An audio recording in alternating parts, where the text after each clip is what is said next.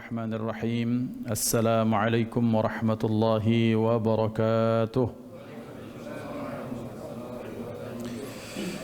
إن الحمد لله نحمده ونستعينه ونستهديه ونستغفره ونعوذ به من شرور أنفسنا وسيئات أعمالنا من يهده الله فلا مضل له ومن يضلل فلا هادي له أشهد أن لا إله إلا الله وحده لا شريك له وأشهد أن سيدنا ونبينا محمدا عبده ورسوله من لا نبي بعده اللهم صل وسلم على سيدنا محمد مفتاح باب رحمة الله عدد ما في علم الله صلاة وسلاما دائمين بدوام ملك الله وعلى آله وصحبه اللهم رب اشرح لي صدري ويسر لي أمري واحلل عقدة من لساني يفقه قولي سبحانك لا علم لنا إلا ما علمتنا إنك أنت العليم الحكيم اللهم ارزقنا فهم النبيين وحفظ المرسلين وإلهام الملائكة المقربين اللهم أغننا بالعلم وزينا بالحلم وأكرمنا بالتقوى وجملنا بالعافية اللهم بارك لنا في رجب وشعبان وبلغنا رمضان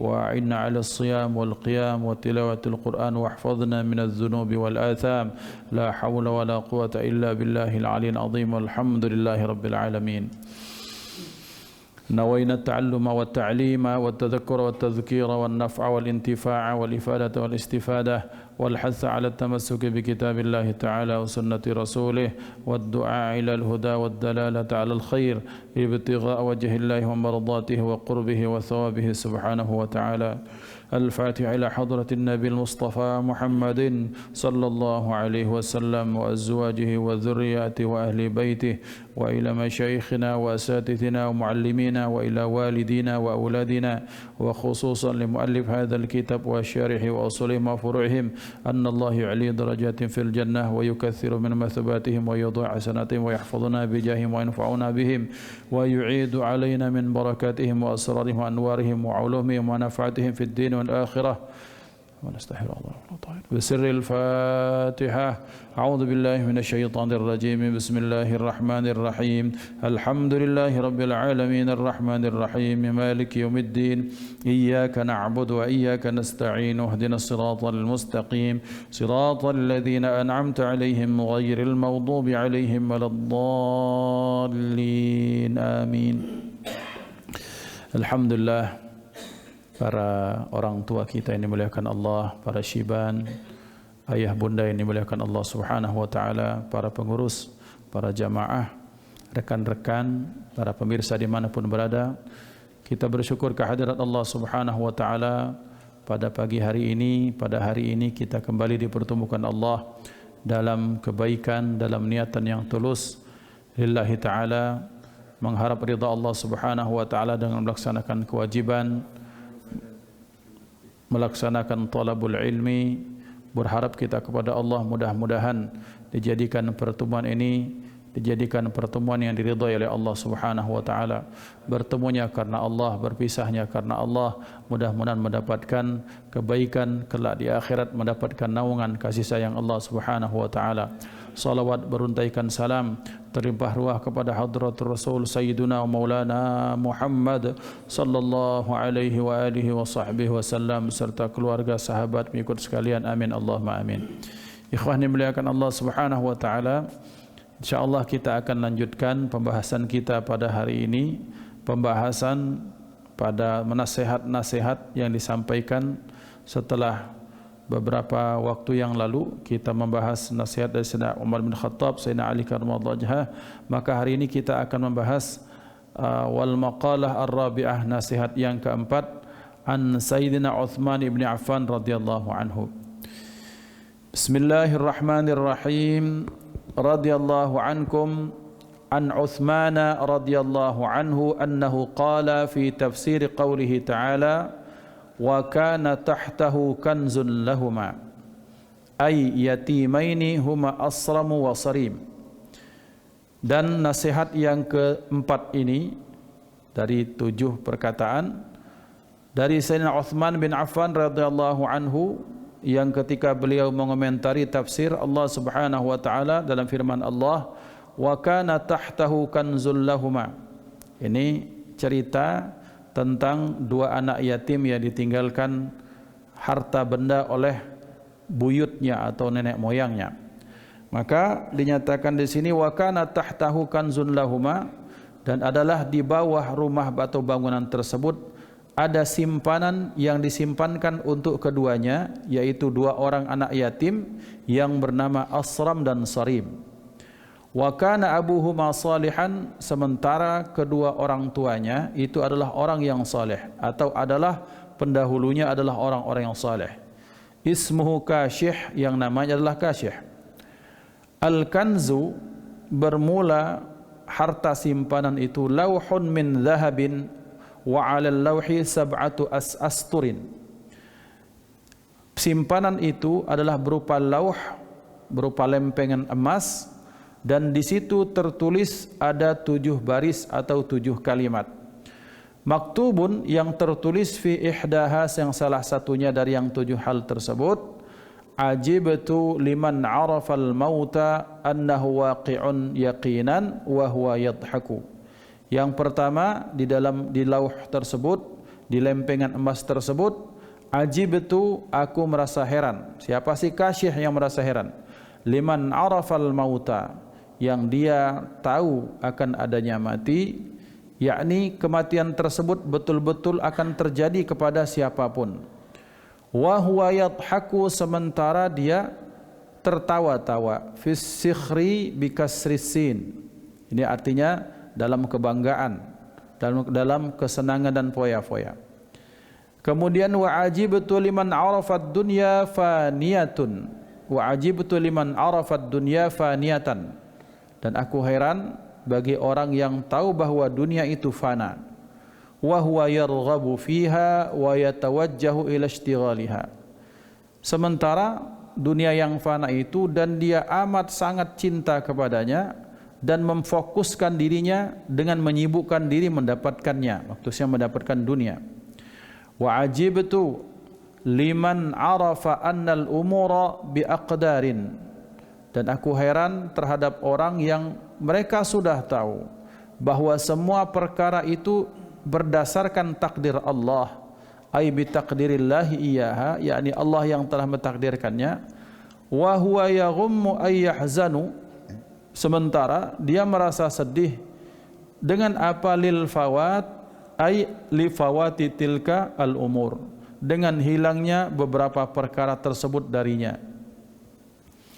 Kemudian selanjutnya wa ajibtu liman arafal hisaba bil munaqashah, dan aku merasa heran bagi orang yang telah diberitahu bahwa hisab itu kelak di akhirat bil munaqashah, dengan tanya jawab dari Allah. Wa huwa yajma'u malan, sementara dia mengumpul-ngumpulkan harta.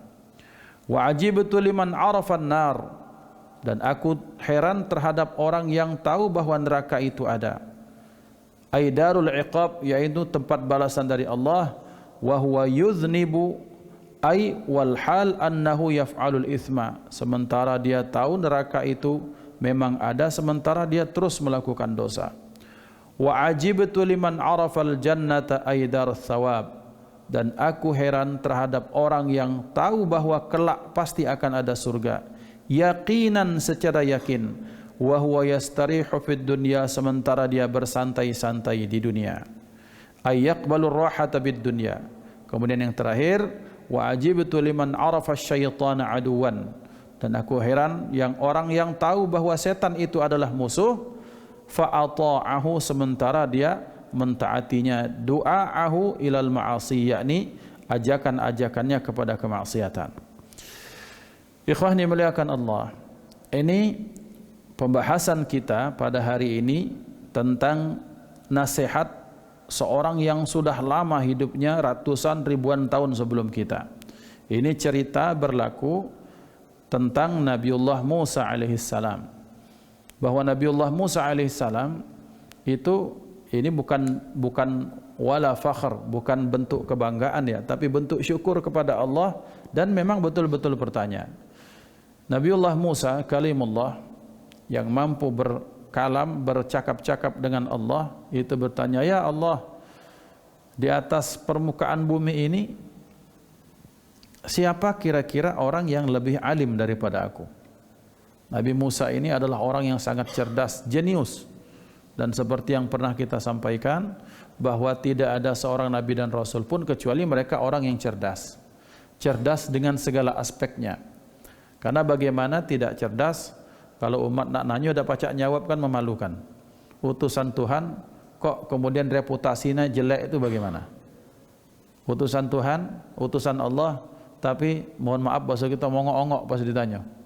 Nah itu kan sesuatu yang tidak lemak lah. Maka seperti yang sering kita diajarkan dalam aqidatul awam, dalam pelajaran tauhid dari kita kecil, sifat yang wajib bagi para nabi dan rasul itu kan ada 4. Ada siddiq, amanah, tabligh dan fatanah. Nah, siddiq ini artinya dia jujur, kemudian amanah dia amanah, tabligh dia menyampaikan. Kemudian fatanah, seorang rasul dan nabi itu harus cerdas jiwa, raga, emosinya, spiritualnya, sosialnya. Ini adalah orang-orang yang baik. Nah, Nabiullah Musa, wabil khusus Nabiullah Musa yang pernah kita bahas, salah satu rasul yang paling diunggulkan dari sekian banyak nabi dan rasul. Disebut sebagai ulul azmi. Ulul azmi ini seperti yang kita tahu adalah rasul yang paling menderita. Orang akan banyak mengatakan, oh ulul azmi ini yang paling sakti. Ya tidak akan diberikan kesaktian yang banyak kalau umatnya tidak banyak penentangan. Karena banyaknya penentanganlah maka diberikan mukjizat yang banyak. Itu kan seperti itu cara berfikirnya. Kenapa diberikan mukjizat yang banyak? Karena memang degil-degil kaumnya itu. Perjuangannya luar biasa. Jadi intinya kalau dalam dilihat dari kacamata kita manusia, para nabi dan rasul yang disebut dengan ulul azmi, rasul yang memang memiliki tekad yang kuat, karena memang mereka penderitaan, tantangan dakwahnya luar biasa. Nabiullah Musa diberikan gelar kalimullah, nabi yang bercakap-cakap dengan Allah sebagaimana dinyatakan dalam Al-Quran, wa kallamallahu Musa taklima. Jadi kapan Nabiullah Musa pengen komunikasi, ya bisa. Tetapi ini ada tapinya. Dikatakan para ulama, Nabiullah Musa bercakap-cakap itu lewat ditutupi dengan hijab nur dari Allah Subhanahu wa taala. Yang kalau satu hijab dibuka, maka jangankan Nabiullah Musa, bahkan alam semesta ini hancur. Tapi lihatlah hadratul Rasul Sayyiduna Maulana Muhammad sallallahu alaihi wasallam. Allah nyatakan dalam Al-Qur'an, fakana qaba qausaini aw adna, bahkan melebihi dari 2 busur panah saking dekatnya kepada Allah Subhanahu wa taala. Saking ini adalah manusia pilihan. Sakingnya bahwa malaikat Jibril tak mampu lagi melewati batasan yang ditentukan karena betapa luar biasanya cahayanya. Kemudian menyatakan, wahai Muhammad, cukup aku sampai di sini saja. Kemudian Rasulullah bertanya, wahai Jibril, kok tidak temani aku? Kata malaikat Jibril alaihissalam, 1 langkah aku mendekat dari batasan ini, maka hancurlah tubuhku, binasalah aku. Nah ini Masya Allah ya. Nah ikhwan dimuliakan Allah. Cerita ini kemudian Nabiullah Musa alaihissalam bertanya, ya Allah, aku ini rasanya paling pintar. Ya ini kan realistis. Realitanya seperti itu. Kemudian dia bertanya, ada tidak di atas permukaan bumi ini yang lebih alim daripadaku? Maka Allah menjawab, kalau ilmu kasbi, kaulah yang paling pintar, kata Allah. Tapi kalau ilmu kasbi itu ilmu yang didapat dengan belajar. Tapi kalau ilmu yang memang aku berikan secara langsung disebut sebagai ilmu laduni, maka kata Allah, carilah seorang hamba yang hidup di daerah pantai. Nah, kemudian dicari dengan tanda-tanda tersebut. Walhasil intinya adalah dikemukakan syarat bahwa kalau mau belajar jangan banyak bertanya. Nah ini ikhwan, ini adab yang diajarkan Nabiullah Khidir kepada Nabi Musa, bahwa jadilah di depan gurumu itu engkau seperti mayit, seperti jenazah. Bahwa ketika engkau dibolak-balikkan, engkau bolak-balik, engkau didudukkan, engkau duduk, engkau dibiarkan, engkau tak bisa bergerak. Ini yang kemudian diambil oleh para guru, seperti Imam Al-Haddad menyatakan, ya seperti itu, jadilah engkau seperti seonggok jenazah di depan guru-gurumu. Jangan banyak tanya, jangan banyak protes. Karena zaman sekarang kan kadang orang banyak ilmunya tapi mohon maaf kurang membekas dalam perilaku maupun ketika disampaikan kurang membekas. Karena kenapa? Karena menuntutnya memang tidak didasari atau kurang didasari dengan adab. Feel-nya tuh kurang dapat. Membahas budak bakari ini soul-nya tuh kurang dapat. Zaman dahulu orang ilmunya Masya Allah. Kenapa? Karena didapatkannya dengan adab yang luar biasa. Nah, kemudian di 3 pertanyaan ini, ketika di satu saat, kemudian mereka masuk satu tempat, yang ketika masuk satu tempat ini, kemudian sudah lapar, minta makanan tidak dikasih, ada bangunan yang roboh, rumah yang lama, kemudian dibangun. Kan akhirnya bertanya-tanya, wahai guru, ini rahasianya apa? Maka kemudian dinyatakan Nabi Khidir alaihissalam. Kemudian beliau menyatakan bahwa sesungguhnya bangunan tersebut adalah bangunan yang Allah berikan untuk anak yatim. Wa kana tahtahu kanzun lahuma. Dan di bawah bangunan tersebut ada harta simpanan. Nah, kadang kan kita menggunakan simpanan, kadang wah banyak ini emas berapa kilo. Betul-betul emas, tapi berupa lauh, berupa lempengan emas yang di situ ada tulisan-tulisan yang pemiliknya seorang saleh yang zaman dahulunya.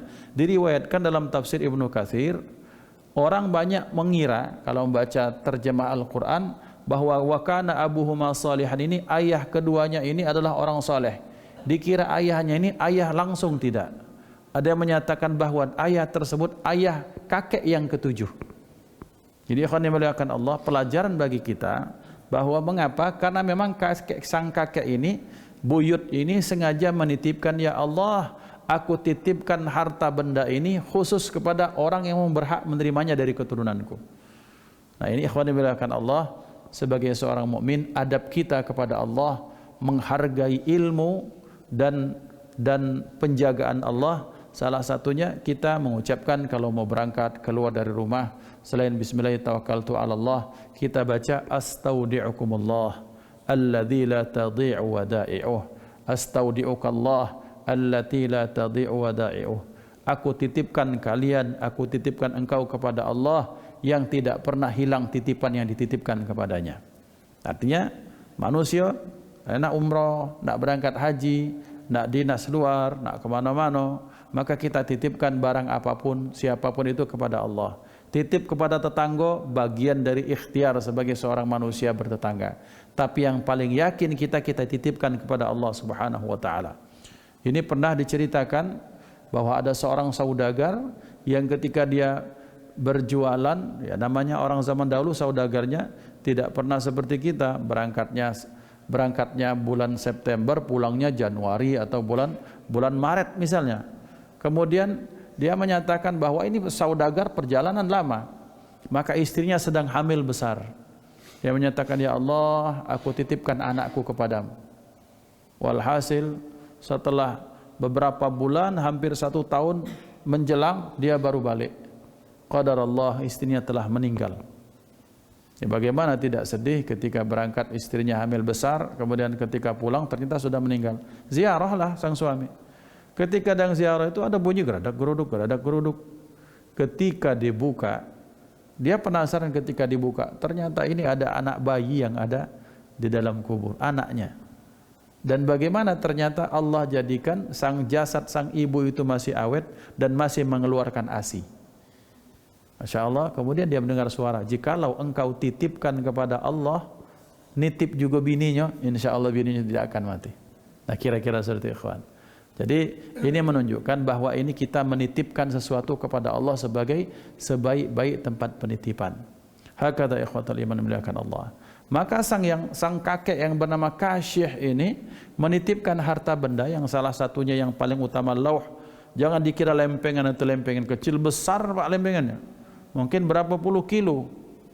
Nah, ini lempengan besar itu berapa puluh kilo, itu tertulis dengan tulisan. Apa tulisan itu? Dinyatakan bahwa tulisan itu menyatakan ajibtu liman arafal mauta waqi'un yaqinan wa huwa yadhaku fis sikhri. Aku amat sangat heran terhadap orang yang dia tahu bahwa kematian itu pasti menjelang, sementara dia tertawa-tawa, berpoya-poya, kemudian menghabiskan umurnya dengan hal-hal seperti itu. Ikhwan yang dimuliakan Allah Subhanahu wa taala. Ini nasihat untuk al-faqih dan kita semua. Ngapola Ustaz, setiap ini masalahnya tentang kematian. Karena ngapa kata Rasulullah, kafa bil mauti mau'idha. Cukuplah bahwa kematian itu sebagai nasihat. Ketika kita melihat orang mati, Pak, maka kita akan melihat itulah hakikat kita. Kadar kita ya seperti itu. Kemarin baru bertemu. Kemarin baru ngomong. Kemarin Ustadz masih ada WA-nya Ustadz, belum sempat ana jawab. Ya seperti itulah namanya kematian. Kalau sudah mati ikhwan, pejabat mantan pejabat. Kalau orang kuat mantan kuat. Orang ganteng mantan ganteng. Intinya tetap ketika sudah mati, maka sudah tidak bisa ada yang dilakukan. Maka kalau kita melihat ke diri kita sendiri, atau kita melihat betapa setiap hari Allah memberikan fenomena yang seperti ini kepada kita. Bahkan orang rela menghabiskan sesuatu yang sangat banyak hanya untuk kesenang-senangan, kemudian dipakai untuk sesuatu yang haram. Ya, seperti inilah Pak. Kalau es hoya, sugus, apa rela bagi kita itu paling berapa puluh ribu ya. Tapi ada yang sekali minum 2 juta, 3 juta, lewat seteguk itu pun mabuk. Setelah mabuk dia zina. Setelah zina kemudian balik bertengkar. Setelah itu cerai, berzina lagi, naudzubillah. Habis banyak tapi pas mati selesai. Nah, kata si Kasyih ini yang pemilik lauh ini, aku heran terhadap orang yang dia menghabiskan umurnya dengan berfoya-foya, ketawa-ketawa, menuju kita pecah dan nak mati lagi. Bahaya kata beliau. Ini berarti maka ikhwan dimuliakan Allah, bahwa salah satu niat kita ketika kita hadir ke salah satu saudara kita yang tertimpa musibah, ada yang meninggal, niatkan ya Allah, bukakan hati ini, bahwa jadikan ini sebagai ibrah. Kita nih Pak, kalau sudah kematian sudah tidak bisa menjadi nasihat, berarti hati kita lah sudah sakitnya. Orang kan kalau sudah sedang mengantarkan jenazah, oh ya Allah, bapak ini dulu terkenal. Misalnya kalau budak-budak sekarang, ya Allah, misalnya YouTuber ini followernya jutaan manusia misalnya. Kalau dia ngupload berapa juta like misalnya, mati ya mati. Nah berarti kata beliau, aku heran ada orang yang dia ketawa-ketawa, sepertinya dia lupa bahwa dia akan mati. Artinya berarti ini menjadi pengingat untuk kita semua. Kemudian yang kedua kata beliau, wa ajibtu liman arafat dunya faniyatan wa huwa yarghabu fiha wa yatawajjahu ila ishtighaliha. Dan aku heran kata beliau terhadap ada orang yang mengetahui dunia ini fana, tapi dia habis-habisan terhadap dunia. Habis-habisan ini Pak, kadang maksudnya adalah sampai sesuatu yang paling mendasar itu ditinggalkan. Contoh, kita tidak usah bahas dulu tentang masalah kewajiban sholat. Sholat itu pasti wajib. Kewajiban sebagai seorang ayah keluarga untuk memberikan perhatian kepada anak. Mungkin di kita masih Pak, masih kita dapatkan itu. Maksudnya kasih sayang, perhatian kita masih sempat.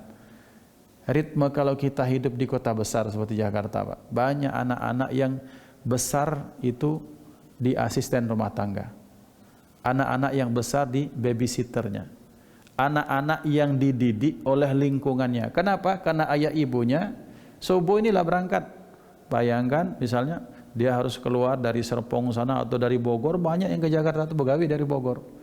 Berangkat subuh sampai Jakarta jam 7 jam 8, balik-balik jam 9 jam 10, anaklah tidur. Banyak hal yang terlewatkan. Apa? Masa emasnya sang anak terlewatkan. Nanti kita bicara tentang sholatnya, puasanya itu. Enggak.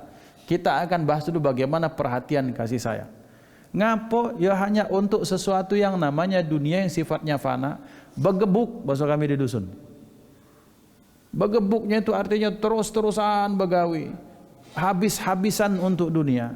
habis-habisan untuk sesuatu yang kemudian ternyata akan meninggalkannya atau dia yang meninggalkannya. Ikhwan yang dimuliakan Allah Subhanahu wa taala. Jadi ternyata orang-orang yang belum mengenal kadar dunia, maka dia akan habis-habisan terhadap dunia. Ustaz, nak makan Ustaz. Iya, nak makan. Tapi kan ada orang kalau sudah lewat dari makan tuh akan lebih lagi. Pengen rumah beli yang baru, lah bosan dengan mobil ini, pengen nambah. Nah, yang seperti itu yang jadi masalah. Kalau kebutuhan primer memang kewajiban kita sebagai laki-laki untuk mencarinya. Tapi kalau untuk sesuatu yang lebih daripada kebutuhan, keinginan, gaya hidup, nah disitulah mulai orang akan kelihatan bagaimana sudut pandangnya terhadap dunia. Orang kalau dia berusaha sebaik mungkin untuk menyelamatkan sekolah anaknya, baju anaknya, pendidikan anaknya, itu masih kewajiban. Tapi kalau sudah misalnya, kalaupun sekolah harus yang sebulan 50 juta, ini tidak masuk akal lagi. Berarti dia sudah mencarikan sesuatu terhadap dunia yang amat sangat tak menguntungkan baginya. Habis-habisan di dunia, sementara sifatnya amat sangat fana. Selanjutnya, wa ajibtu liman arafa annal umura bi aqdar ay bi taqdirillah wa huwa yaghimmu ay yahzanu lil fawat. Yang berikutnya dikatakan oleh beliau, aku heran terhadap orang yang sudah tahu bahwa kullu syai'in indahu bi miqdar. Semuanya itu sudah ada takaran kadarnya dari Allah. Tapi herannya betapa banyak di antara mereka yang bersedih karena banyak hal yang terlepaskan dari mereka. Maksudnya itu ini. Ada misalnya Pak ya, cerita baiklah misalnya. Ini bagian dari ikhtiar ceritanya zaman dulu. Zaman dulu ada pembukaan lowongan apa gitu. Kemudian yang diterima itu 10. Yang daftar tuh 5.000. Ya. Lah tahu lah Pak kalau lah 10 itu kodenya mana itu. Untuk siapa. Jadi antara anggaplah yang 10 kursi ini 5 itu lewatlah, anggaplah lah lewat. Berarti 5.000 orang memperebutkan yang 5 yang murni. Masih ada yang nangis-nangis, oh ngapola aku tak lulus. Ya dari cara masuknya lah tak jelas Pak. 5 dibandingkan 5.000 itu kan sangat kecil. Nah tapi ternyata bersedih dengan sesuatu yang terlewatkan darinya. Ngapola tak lulus sampai stres, akulah belajar segala macam. Itu banyak terjadi. Padahal dikatakan sesuatu itu memang sudah ada takaran dari Allah Subhanahu wa taala. Banyak di antara kita saking berharapnya Pak, terobsesinya sampai-sampai harus memaksakan diri dan ketika tidak dapat jadi stres. Itu banyak. Apakah pada hal dunia, bahkan pada sesuatu yang maaf, sekali lagi maaf, pada sesuatu yang sifatnya ritual keagamaan. Barusan ini ya banyak, barusan ini ada pembukaan lowongan petugas haji. Ya kalau bagi orang yang tahu, ikhtiar be. Kalau baik Pak, namanya usaha. Namanya kata anak sering istilah masang tajur. Tapi kalaupun memang tidak lolos, ya mana? Kita lah belajar, kita lah usaha. Usahanya lah benar-benar, tapi tidak dapat, kemudian tidak lolos, kemudian sampai stres, menyalahkan, mencari kambing hitam, di situ yang jadi masalah. Karena kenapa? La ado catatannya galo lelohul mahfuz, la ado bagiannya galo. Nah kadang kita ini ngomong segala sesuatu la ado bagian, tapi kita sendiri tidak menerima bagian itu. Ikhwan yang dimuliakan Allah. Contoh yang lain, di toko atau di mall buka toko dengan jualan yang sama, HP sama-sama jual HP, emas sama-sama jual emas, tapi yang ini rame, yang ini agak sepi, langsung suuzon, ini paling ke Gunung Kawi wong ini. Lah jadi suuzon, padahal dia mungkin usahanya kurang, doanya kurang segala macam, dan kalaupun memang dia dapat itu dari sesuatu yang tidak diridhai oleh Allah Subhanahu wa taala. Yang penting cara kita benar dan kita yakin semuanya sudah dituliskan Allah Subhanahu wa taala. Ada Pak di depan daerah Pusri, ada orang pernah minta saat Pak Mano ini, kami ini tidak laku-laku Ustaz. Ada yang ngomong ya kami ini ditutup segala macam. Tapi kata ibu itu, Ustaz, aku tidak percaya. Aku percaya katanya bahwa orang yang main seperti itu tuh betul-betul ada. Tapi aku tidak mau menggunakan cara yang sama, Ustaz. Aku cukup ayatul kursi segala macam. Dan pada akhirnya maaf ya, memang sepi. Tidak apa-apa Ustaz kalau sepi. Tutup katanya. Penting aku melaksanakan dengan cara yang baik, dengan cara yang diridhai Allah. Dan sekalipun aku rugi, aku yakin memang ini sudah keputusan Allah seperti itu. Karena aku sudah berusaha sebaik mungkin baca ayat kursi segala macam. Ikhwan yang muliakan Allah. Ini akidah yang benar tuh seperti itu. Keyakinan yang benar tuh seperti itu. Betapa banyak ada orang memaksa-maksakan diri dengan segala cara, bahkan ketika tak sampai bagaimana caranya supaya dia dapat. Pecah doa istikharah. Bujang-bujang yang jomblo-jomblo high quality ini tapi belum dapat jodoh. Ya Allah, tolong jodohkan aku dengan fulanah binti fulan. Kalau dia bukan jodohku ya Allah, tolong jodohkan. Kalau dia nak berjodoh ya Allah, mati ke budak itu. Kalau lah kawin ya Allah, jandonya aku tunggu. Nah, itu kan memaksakan diri, ikhwan. Padahal sesuatu itulah tertulis. Al-Fakir sering ceritakan, mungkin berulang-ulang ceritakan, bahwa dulu Al-Fakir pernah cerita doa depan multazam, ya Allah, aku pengen budak itu ya Allah. Lah belaga, tinggi, soge, hafal Quran, rasanya Masya Allah. Mungkin salah satu bidadari itu yang dititipkan Allah di bumi. Kita minta depan multazam nangis-nangis. Tak ngapo, tak. Woi bro, kata kawan, ente itu preman, tak mungkin. Kesian budak itu. Bukan kau jadi benar, takutnya dia jadi rusak gara-gara kau. Lah benar pula kata anak. Lah tertulis. Lah tertulis itu kemudian juga, Pak. Cugaknya itu sampai menyalah-nyalahkan yang lain. Nah di situ yang salah. Sementara kita dari kecil sudah hafal takdir bahwa qada dan qadar, keputusan baik dari Allah SWT maupun yang buruk, semuanya sudah ada. Berusaha wajib, berikhtiar wajib. Mungkin ketika kita sedih, ketika tak dapat itu betul, nggak masalah. Tapi kalau sudah tenggelam, kemudian suudzon kepada yang lain, mencari kambing hitam, bahkan menyalahkan Allah yang tak adil, di situ kita harus syahadat lagi, Pak. Semuanya sudah tertulis, diberikan kadar. Karena kenapa? Karena kadar dari Allah pasti tidak akan pernah salah. Kalau kadar untuk kita yang Allah berikan pasti pas untuk kita. Kaget dilebihkan sedikit baik, takutnya kita melenceng di akhirat kelak. Taruhannya akhirat, Pak, kalau orang tidak menerima bagiannya. Nah, itu jadi ikhwan yang dimuliakan Allah. Saya pernah diskusi dengan salah satu teman yang kami anggap beliau guru kami, walaupun lebih muda. Saya tanyakan, gimana Ustaz? Ada orang yang, ya maaf ya, seperti ke Gunung Kawi segala macam. Ada, oh ada Ustaz. Tapi untuk menjelaskan kepada orang awam, gini aja Ustaz. Jatah saya katanya kira-kira, saya jatah seumur hidup paling banyak, paling banter 1 miliar. Kata beliau. Kemudian saya paksakan diri supaya saya dapat 2 miliar dengan cara yang entah maaf pesugihan segala macam. Boleh dapat 2 miliar. Tapi kata beliau, untuk meyakinkan orang awam, 2 miliar itu adalah yang ambil saya jatah 1 miliar dari anak keturunan saya. Oh, mak itu kata. Terus kalau misalnya ada miskin, jingok kaget anak-anaknya ada yang sakit, dan betul kawan. Biasanya orang kalau sudah dengan cara yang seperti itu, ada bayi anaknya yang tidak benar. Ya, saya tidak usah diteruskan lagi. Intinya bahwa memang sesuatu itu sudah dituliskan Allah kadarnya. Kenapa kita memaksakan diri dan kita bersedih ketika itu tak diberikan Allah, ketika sesuatu itu lewat dari kita. Ini sikap orang yang tahu tentang semuanya sudah dituliskan, tapi ternyata dia tidak percaya dengan takdir Allah. Kemudian selanjutnya, wa ajibtu liman arafal hisaba wa huwa yajma'u malan. Dan aku heran dengan orang yang dia tahu bahwa kelak akan ada hisab. Hisab itu artinya hari perhitungan dari Allah Subhanahu wa taala. Apa yang dihitung? Amal, umur, harta. Amal, umur, harta ini akan dihisab, akan dihitung sama Allah.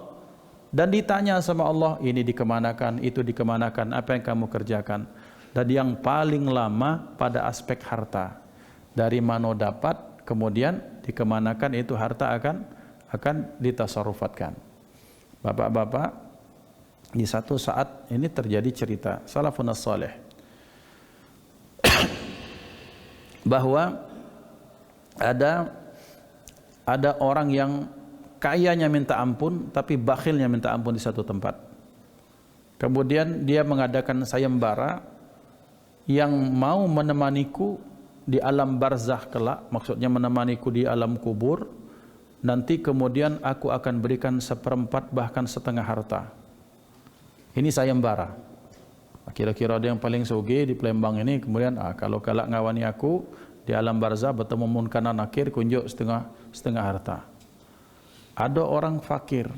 Si orang fakir ini kemudian dia disuruh, namanya tetap betino tidak pernah salah. Bak kau melok. Ui aku dak galak cari gawean lain misalnya itu kan. Ay pokoknya kita inilah susah makan, token berbunyi, anak bayar sekolah, makan saro, makan selalu balur bulu ayam tiap hari. Malak aku jadi orang saro. Pokoknya melok sayembara. Namanya takut dibini melok. Dibuat perjanjian. Dibuat tanda tangan di atas materai. Kira-kira seperti itu kalau bahasa sekarang. Akhirnya memang ketika dia meninggal ini orang dibuatkan tempat khusus berdampingan ini orang dengan jasad ini. Ya terbayang daripada ditanyai bini di rumah, lebih baik aku bertemu dengan Munkar dan Nakir, kira-kira seperti itu. Akhirnya ketika satu malam dia menemani, tertidur dia. Di tidur itu didatangi malaikat, 2 malaikat yang sangat seram. Kemudian malaikat bertanya, "Hei, kau siapa?" "Saya Fulan bin Fulan." "Apa urusanmu?" "Aku ini Fulan bin Fulan yang nak melok sayembara." Tanya malaikat, "Di mana rumahmu?" "Rumahku di sini." "Apa pekerjaanmu?" "Aku adalah pencari kayu bakar." "Pakai apa?" "Pakai kapak." "Besinya dari mana?" "Dari ini." "Kayunya dari mana?" Dari terus ditanya terus, terbangun terjaga istighfar langsung balik. Daripada aku ditanya malaikat terus, lebih baik aku ditanya biniku. Balik, ajur gawe katanya. Ngapo? Jangankan untuk urusan harta yang banyak, kapakku ini baik satu-satunya harta benda yang kita miliki, pertanyaannya banyak dari malaikat.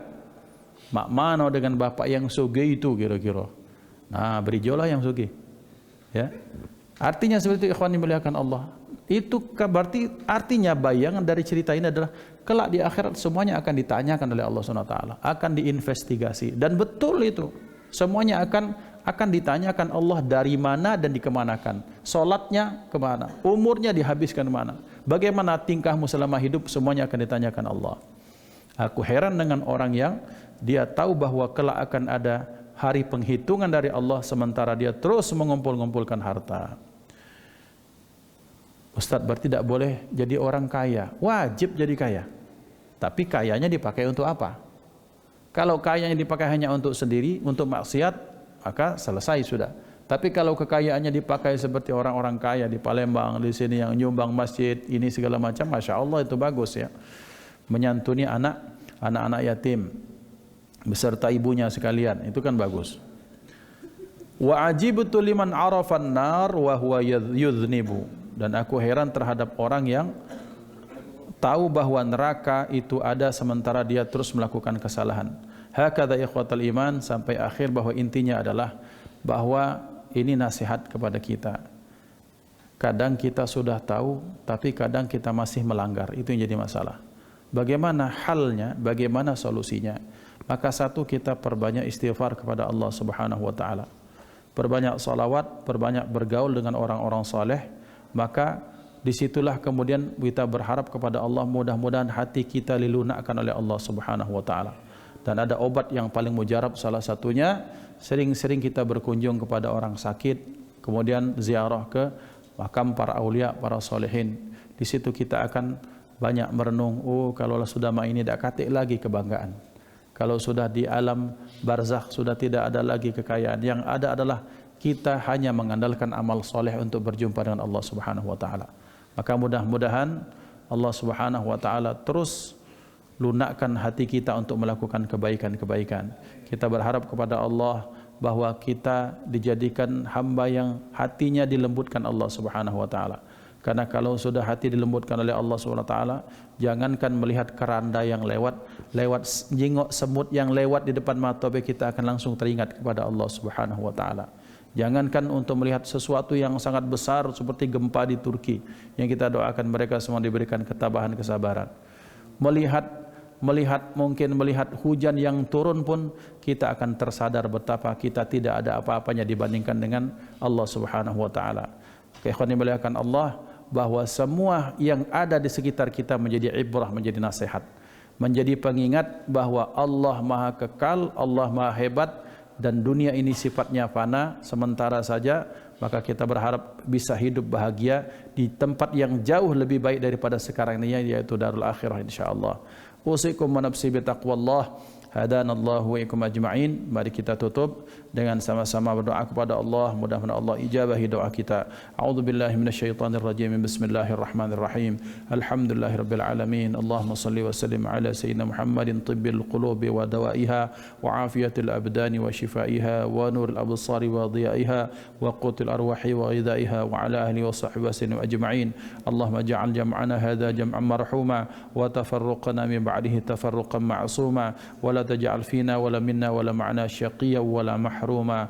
اللهم اهدنا بهداك واجعلنا ممن يسارع في رضاك ولا تولنا وليا سواك ولا تجعل من خلف أمرك وعصاك وحسبنا الله ونعم الوكيل. اللهم ربنا اشرح لنا صدورنا ويسر لنا أمورنا. ربنا اشرح لنا صدورنا ويسر لنا أمورنا. ربنا اشرح لنا صدورنا ويسر لنا أمورنا. اللهم بارك لنا في أسماعنا وأبصارنا وقلوبنا وأزواجنا وذريتنا وتب علينا إنك أنت التواب الرحيم. اللهم بارك لنا في رجب وشعبان وبلغنا رمضان. اللهم بارك لنا في رجب وشعبان وبلغنا رمضان. اللهم بارك لنا في رجب وشعبان وبلغنا رمضان. وأعنا على الصيام والقيام وتلاوة القرآن واحفظنا من الذنوب والآثام. ربنا عليك توكلنا وإليك أنبنا وإليك المصير. ربنا أتنا في الدنيا حسنة في الآخرة حسنة وقنا عذاب النار. وصلى الله على سيدنا محمد وعلى آله وصحبه وسلم والحمد لله رب العالمين. تقبل Allah minkum minna wa minkum taqabbal ya karim. Mohon maaf lahir dan batin. Jazakumullah khair. Wassalamualaikum warahmatullahi wabarakatuh.